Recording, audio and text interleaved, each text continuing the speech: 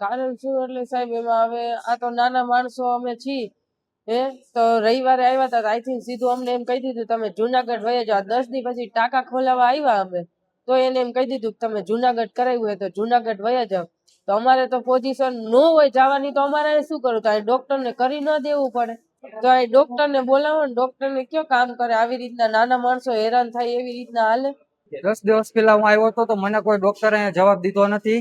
Direct રિફેરની ચીઠી કરી દીધી ને ઘરનાને દુખાવો બહુ થતો હતો તો હું તત્કાલમાં જુનાગઢ લઈ ગયો 108માં અને આ લોકો કાંઈ ડોક્ટર કોઈ જવાબ દેતા નથી, વારંવાર અહીંયા હાજર હોતા નથી. તો અમે ગરીબ માણસો શું કરી, મજૂર માણસો છીએ. આ બધા જુનાગઢ જ મોકલી દે છે, રિફેરની ચીઠી કરી દે છે ને સીધા 108માં રવાના કરી દે છે.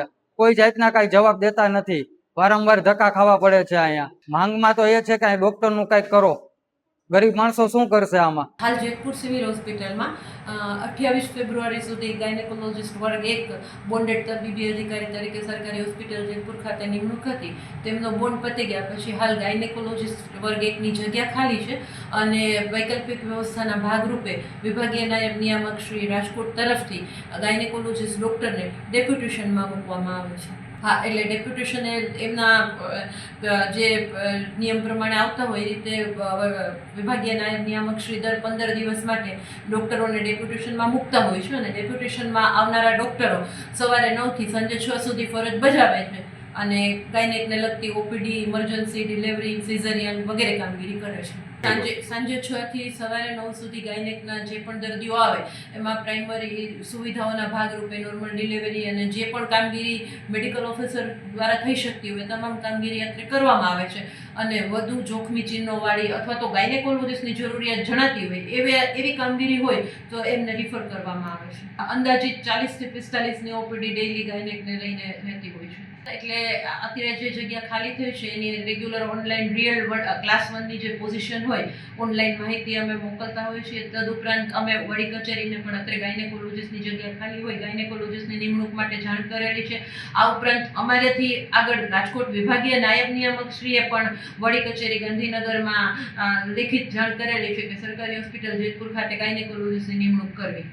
જે પણ અત્યારે મેડિકલ ઓફિસરો અને ગાયનેકોલોજીસ્ટ એમના દ્વારા જે કામગીરી શક્ય થઈને થતી હોય એ કામગીરી અત્યારે કરવામાં આવે છે. પરંતુ હાલ સરકારશ્રીની સૂચના મુજબ અતિ જોખમી પ્રસૂતા માતા છે એમની ડિલિવરી SBH લેવલે ગાયનેકોલોજીસ્ટની હાજરી હોય તો પણ અત્યારે આ લેવલે ન કરતા મેડિકલ કોલેજ અથવા ડિસ્ટ્રિક્ટ હોસ્પિટલ ખાતે કરવી, જેથી કરીને આપણે જે માતા મરણને બનાવો બનતા હોય એ ઘટાડી શકાય અને માતૃમરણનો આંકડો પણ ઘટી શકે અને સારું ગોલ એચીવ થઈ શકે.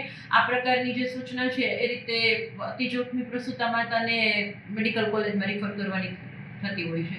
એટલે વડી કચેરીએ આપણે આપણી જગ્યા ખાલી છે એમની પણ માહિતી મોકલેલી છે, તેમજ લેખિતમાં પણ જાણ કરેલી છે અને ત્યાંથી પણ અવારનવાર વખતો વખત જે બોન્ડેડ ડૉક્ટરોના ઓર્ડર થતા હોય છે એમાં બોન્ડેડ ડૉક્ટરનો ઓર્ડર કરી અને ભરી આપતા હોય છે જગ્યાઓ.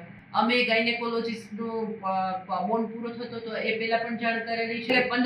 અંદાજે 15 દિવસ અગાઉ પણ જાણ કરી હતી કે ગાયનેકોલોજીસ્ટનું જગ્યા બોન્ડ પૂરો થતાં જગ્યા ખાલી રહેશે.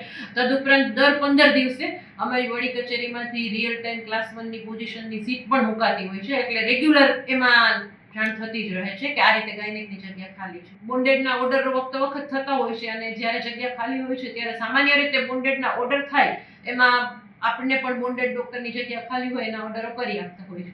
સિક્યોરિટી ગાર્ડ જે હતા, આપણે ટોટલ 3 સિક્યોરિટી ગાર્ડ છે, એમાંથી 2 સિક્યોરિટી ગાર્ડે હમણાં રાજીનામું મૂકેલું છે. એમના રાજીનામા એમને નિમણૂક કરનાર એજન્સી જે છે આઉટસોર્સ એજન્સી કલેક્ટર સાહેબના ટેન્ડર દ્વારા આવેલી એના જાણ કરી દીધેલી છે. પણ હાલ આચારસંહિતા હોવાને કારણે આ 1 મહિનાથી આ નવી નિમણૂક આચારસંહિતા પછી એ લોકો કરી આપશે એવું એમને જણાવેલું છે.